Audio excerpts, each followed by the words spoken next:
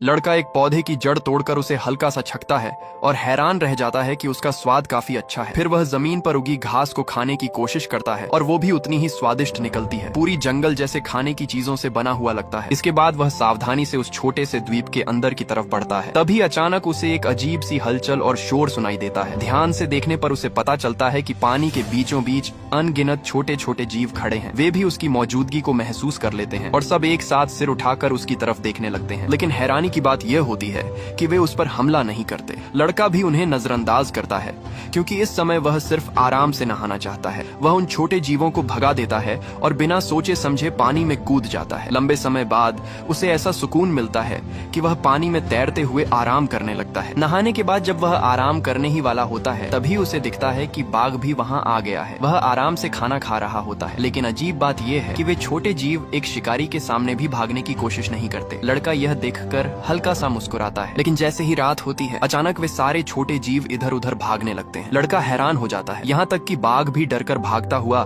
वापस नाव पर चढ़ जाता है। थोड़ी देर बाद वे सारे जीव पेड़ों पर चढ़ जाते हैं। तब लड़के को समझ आता है कि वे सिर्फ सोने के लिए ऊपर जा रहे थे। लेकिन तभी उसे एक डरावनी चीज दिखाई देती है। पानी का तालाब अचानक तेज रोशनी से चमकने लगता है और उसके अंदर से कई लाशें ऊपर तैरकर आने लगती हैं। और सबसे अजीब बात यह होती है कि उन लाशों का मांस जैसे किसी चीज ने खा लिया हो, सिर्फ सफेद हड्डियां दिखाई दे रही होती हैं। लड़का समझ नहीं पाता कि यह सब क्या है। बाघ चुपचाप नाव पर बैठा रहता है, जैसे उसे भी डर लग रहा हो और वह उस द्वीप के पास नहीं जाना चाहता। दरअसल पूरा द्वीप देखने में किसी विशाल इंसान के शरीर जैसा लगता है। जिज्ञासा में आकर लड़का पेड़ से एक अजीब फूल तोड़ता है। जब वह उसे खोलता है तो उसके अंदर उसे इंसान का एक दांत मिलता है। यह देखकर वह पूरी तरह सन्न रह जाता है। उसे एहसास होता है कि यह जगह शायद एक नरभक्षी द्वीप है। अब उसे समझ आ जाता है कि उसे यहाँ से जितनी जल्दी हो सके निकलना होगा। अगली सुबह वह नाव में भरपूर खाना भर लेता है, पेड़ों की जड़ें और सैकड़ों छोटे जीव, ताकि वह और बाघ कुछ समय तक जीवित रह सके। इसके बाद वे उस द्वीप को छोड़ देते हैं और फिर कभी किसी ने उस जगह को नहीं देखा। लड़का और बाघ फिर से अपने जीवित रहने के सफर पर निकल पड़ते हैं। लेकिन असल में शुरुआत में नाव पर 5 जीव थे। लड़का अपने परिवार के साथ जहाज में था। तभी एक भयानक तूफान आया। वह किसी तरह एक लाइफ बोट में कूदकर बच गया और उसी समय एक झेबरा भी उसमें कूद पड़ा। फिर अचानक समुद्र से एक बाघ भी बाहर निकल आया। उसे देखकर लड़का डर के मारे पानी में कूद जाता है और किसी तरह पास की जगह पकड़कर खुद को बचाता है। कुछ समय बाद एक लकड़बग्घा भी वहाँ आ जाता है। अब एक इंसान और कई जानवर एक साथ फंस जाते हैं और उनकी जिंदगी एक खतरनाक संघर्ष में बदल जाती है। लकड़बग्घा सबसे पहले लड़के को निशाना बनाता है, लेकिन लड़के के हाथ में लकड़ी होने की वजह से वह पास नहीं आ पाता। फिर वह अपना निशाना घायल झेबरा पर लगा देता है और बेरहमी से उस पर हमला करता है। जब लड़का होश में आता है तब तक लकड़बग्घा झेबरा को बुरी तरह घायल कर चुका होता है। तभी एक ओरांगुटान बंदर ये सब देखकर गुस्से में आ जाता है और लकड़बग्घे पर हमला कर देता है। वह उसे मारने की कोशिश करता है, लेकिन लकड़बग्घा चालाकी से मरा हुआ होने का नाटक करता है। जैसे ही मौका मिलता है वह अचानक उठकर ओरांगुटान की गर्दन दबोच लेता है और उसे मार डालता है। ये देखकर लड़का गुस्से से भर जाता है, लेकिन तभी अचानक बाघ सामने आ जाता है और एक ही झटके में लकड़बग्घे को मार देता है। लड़का तुरंत एक लाइफ बॉय पानी में फेंकता है ताकि बाघ नाव पर न चढ़ सके, लेकिन नाव फिसलन भरी होती है जिससे बाघ तुरंत चढ़ नहीं पाता। इस मौके का फायदा उठाकर लड़का पानी में कूद जाता है और खुद को दूर कर लेता है। अपनी जान बचाने के लिए वह नाव बाघ को दे देता है, लेकिन समुद्र में तैरते हुए शार्क को देखकर उसे समझ आता है कि यह भी सुरक्षित नहीं है। इसलिए वह मौका देखकर जब बाघ सो रहा होता है चुपके से नाव पर चढ़कर कुछ सामान निकालने की कोशिश करता है। तभी उसे एक बड़ी खुशखबरी मिलती है। नाव के अंदर खाने से भरा एक बड़ा डिब्बा होता है। वह तुरंत खाना शुरू कर देता है क्योंकि यह कई दिनों बाद उसका पहला भोजन होता है। पेट भरने के बाद वह चुपके से कुछ डिब्बे अपने बनाए हुए छोटे बेड़े राफ्ट पर ले जाता है। इसी दौरान 5वां जीव एक चूहा भी सामने आ जाता है। लड़का कुछ समझ पाता उससे पहले ही बाघ अचानक बाहर आ जाता है। किसी तरह कपड़े में उसका पंजा फंस जाता है, लेकिन लड़का फिर भी बेवकूफी में उसके पास जाने की सोचता है। चूहा डर के मारे लड़के के ऊपर चढ़ जाता है और लड़का उसे पकड़कर बाघ की तरफ फेंक देता है ताकि वह खुद बच सके। फिर वह जल्दी से अपने बेड़े पर वापस चला जाता है। हालांकि चूहा छोटा था, लेकिन बाघ उसे पकड़ने के बाद भी शांत नहीं होता। लड़का समझ जाता है कि जैसे ही बाघ बाकी जानवरों को खा जाएगा अगला नंबर उसका ही होगा। इसलिए वह सोचता है कि यहाँ बैठे रहना मौत का इंतजार करने जैसा है। आखिरकार वह मदद के लिए एक चिट्ठी लिखता है और उसे बोतल में डालकर समुद्र में छोड़ने की तैयारी करता है। वह उस चिट्ठी को बोतल में डालकर समुद्र में फेंक देता है, इस उम्मीद में कि कोई गुजरती हुई नाव उसे देख लेगी। इसके बाद वह पहले मिली समुद्र में जीवित रहने की किताब निकालता है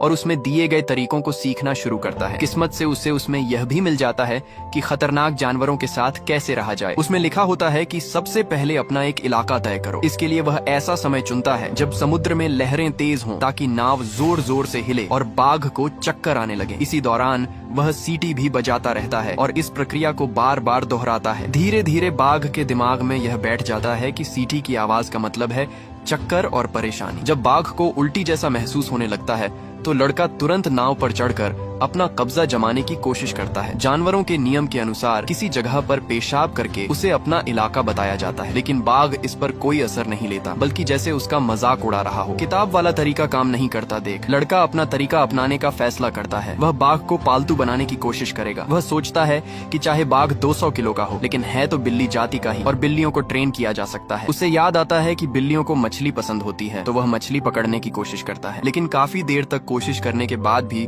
वह एक छोटी मछली तक नहीं पकड़ पाता। यह देखकर बाघ खुद ही समुद्र में कूद जाता है मछली पकड़ने के लिए। हालांकि वह तैर सकता है, लेकिन मछली पकड़ने में उतना माहिर नहीं होता। लड़का यह देखकर हंसने लगता है, लेकिन तभी बाघ अचानक उसकी तरफ तैर कर आने लगता है। डर के मारे लड़का जल्दी जल्दी रस्सी खींचकर अपनी नाव को पास लाता है और तुरंत उस पर चढ़ जाता है। फिर वह अपना बेड़ा भी ऊपर खींच लेता है ताकि बाघ उसके सहारे ऊपर न आ सके। बाघ को समझ आता है कि वह मछली पकड़ने गया था और इस बीच उसका घर ही छिन गया। लड़का एक कुल्हाड़ी उठाकर उसे मारने की सोचता है, लेकिन बाघ की बेबस हालत देखकर उसका दिल पिघल जाता है। वह समझ जाता है कि इस खुले समुद्र में यही उसका एकमात्र साथी है। आखिरकार वह बाघ को वापस नाव पर आने देता है और खुद उसके साथ रहने का फैसला करता है। वह एक लकड़ी का पटरा डालता है जिससे बाघ वापस चढ़ाता है। अब दोनों को साथ मिलकर ही इस मुश्किल से निकलना होगा। दिन बीतते जाते हैं और धीरे धीरे खाना खत्म होने लगता है। तब लड़का आखिरी बचे हुए टुकड़ों से मछली पकड़ने का जोखिम उठाता है। उसे नहीं पता कि कुछ मिलेगा या नहीं, लेकिन किस्मत उसका साथ देती है और जल्द ही एक बड़ी मछली फंस जाती है। वह पूरी ताकत लगाकर उसे खींचता है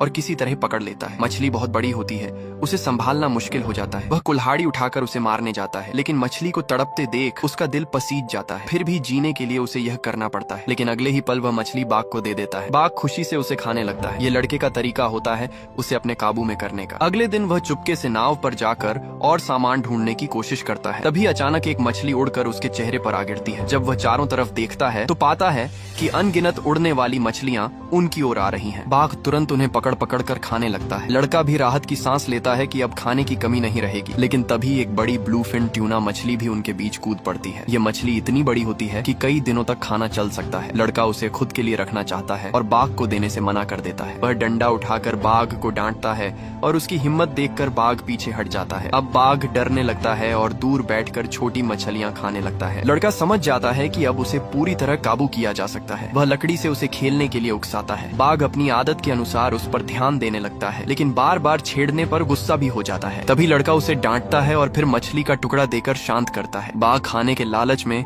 धीरे धीरे झुकने लगता है और जमीन पर बैठ जाता है जैसे कोई पालतू बिल्ली हो। लड़का बार बार उसे इसी तरह ट्रेन करता है, डंडा बजाकर संकेत देना और फिर मछली देना। धीरे धीरे बाघ उसकी बात मानने लगता है। कुछ ही दिनों में वह पूरी तरह काबू में आ जाता है। अब लड़का सिर्फ आवाज लगाता है और बाघ शांत होकर अपनी जगह पर चला जाता है। करीब 15 दिनों में वह उसे पूरी तरह पालतू बना लेता है। अब दोनों साथ मिलकर रह रहे होते हैं, लेकिन एक नई समस्या सामने आती है, वापस जमीन पर कैसे पहुंचा जाए। एक दिन उन्हें दूर समुद्र में एक जहाज दिखाई देता है। लड़का तुरंत सिग्नल गन निकालकर मदद मांगने की कोशिश करता है, लेकिन दूरी ज्यादा होने की वजह से जहाज उन्हें नहीं देख पाता। वह सारे सिग्नल खत्म कर देता है, लेकिन कोई मदद नहीं आती। दिन बीतते जाते हैं और लगातार समुद्र में भटकने की वजह से वह धीरे धीरे हकीकत और सपनों के बीच फर्क खोने लगता है। उसे पानी में अजीब अजीब चीजें दिखने लगती हैं, जानवर और अपनी प्रेमिका तक। तभी एक भयानक तूफान आता है। उनकी छोटी सी नाव विशाल लहरों के बीच खिलौने की तरह उछलने लगती है। बाघ भी डर और दर्द से जूझ रहा होता है। उसे इस हालत में देखकर लड़का आसमान की तरफ देखकर गुस्से में चिल्लाता है, जैसे किस्मत से सवाल कर रहा हो। लेकिन किसी तरह वह और बाघ उस भयानक तूफान से बच जाते हैं। तूफान के बाद बाघ पूरी तरह थक चुका होता है, इतना कि वह बेहोश होने की हालत में पहुंच जाता है। लड़का धीरे धीरे उस पर पानी डालकर उसे होश में लाता है, फिर उसका सिर अपनी गोद में रख लेता है ताकि उसे थोड़ा आराम मिले। बाघ भी अब शांत होकर उसके सहारे लेटा रहता है। दोनों ने साथ में मौत को करीब से देखा होता है, इसलिए अब उनके बीच एक अनकहा रिश्ता बन चुका होता है। धीरे धीरे लड़का भी थकान से सो जाता है। जब वह दोबारा आंख खोलता है तो खुद को फिर उसी रहस्यमयी द्वीप पर पाता है जहाँ अनगिनत छोटे जीव, अजीब सा तालाब और इंसानी दांत वाले फूल मौजूद होते हैं। डर के कारण वह अगली ही सुबह वहाँ से खाने का सामान लेकर निकल जाता है। इसके बाद काफी समय बीत जाता है और आखिरकार एक दिन उसे जमीन दिखाई देती है। लड़का और बाघ किनारे पर पहुँच जाते हैं। बाघ जमीन पर उतरते ही सबसे पहले लंबी अंगड़ाई लेता है, जैसे लंबे सफर के बाद आजादी महसूस कर रहा हो। लड़का उम्मीद करता है कि बाघ उसकी तरफ देखेगा, शायद अलविदा कहेगा, लेकिन बाघ बिना पीछे मुड़े सीधे जंगल की तरफ चला जाता है। वह एक बार भी मुड़कर नहीं देखता। यह देखकर लड़के का दिल टूट जाता है। जिस साथी ने उसके साथ इतने कठिन पल बिताए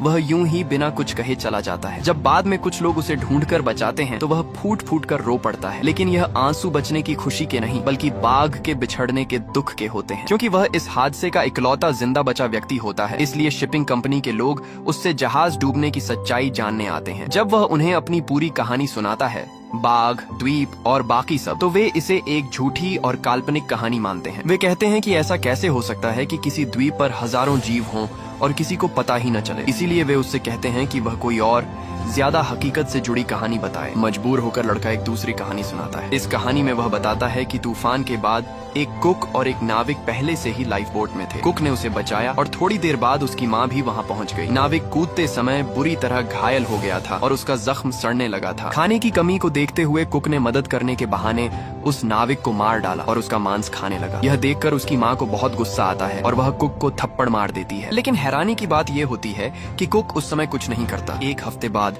जब लड़का एक कछुए को छोड़ देता है तो कुक उसे बुरी तरह पीटता है। अपनी बेटे को बचाने के लिए उसकी माँ कुक से लड़ने लगती है, लेकिन कुक उसे बेरहमी से मार डालता है। माँ की मौत का बदला लेने के लिए लड़का कुक को मार देता है और इस तरह वह अकेले ही जिंदा बचता है। ये दूसरी कहानी ज्यादा वास्तविक लगती है, लेकिन इसमें भी कुछ सवाल उठते हैं, जैसे कि जब माँ ने कुक को थप्पड़ मारा तो उसने पलटकर हमला क्यों नहीं किया। दरअसल यह दूसरी कहानी भी पूरी सच्चाई नहीं होती। असली सच्चाई इससे भी ज्यादा अंधेरी और डरावनी होती है। फिल्म में एक बात जिसे लोग अक्सर नजरअंदाज कर देते हैं वह है लड़के का पिता। बचपन में उसे पोलियो हुआ था, जिससे उसकी एक टांग कमजोर थी। असल में लाइफ बोट पर लड़के का पूरा परिवार था। जो झेबरा दिखाया गया था वह असल में उसका पिता था, जिसकी टूटी हुई टांग में संक्रमण हो गया था। उसका भाई उसकी मदद करने की कोशिश करता है, लेकिन सही इलाज न मिलने की वजह से पिता की मौत हो जाती है। भूख से मजबूर होकर उसका भाई पिता का मांस खाने की बात करता है, लेकिन माँ इसके खिलाफ होती है। दोनों के बीच झगड़ा होता है और भूख और पागलपन में भाई अपनी ही माँ को मार देता है। बाद में पछतावे में वह खुद को लड़के के हाथों मरने देता है। इस तरह लड़का उन सबके मांस के सहारे जिंदा रहता है। लेकिन कहानी यहीं खत्म नहीं होती। बचपन से ही तेज याददाश्त वाला लड़का बाद में जब अपनी प्रेमिका के बारे में पूछा जाता है तो वह कहता है कि उसे उससे बिछड़ने की कोई याद नहीं है। इसका मतलब सिर्फ एक हो सकता है, उसकी प्रेमिका भी उसी नाव पर थी जो चूहा बाघ ने खाया था, और वह रहस्यमयी द्वीप असल में वे उसकी प्रेमिका के प्रतीक थे। लोग अक्सर सच्चाई से बचना चाहते हैं क्योंकि वह बहुत कड़वी होती है, इसलिए ज्यादातर लोग पहली काल्पनिक कहानी को ही सच मानना पसंद करते हैं। लेकिन आखिर में यही कहा जा सकता है कि इंसान के अंदर की शांति उसकी अच्छाई से आती है और जीने की ताकत उन अंधेरे अनुभवों से जिनसे वह गुजरता है।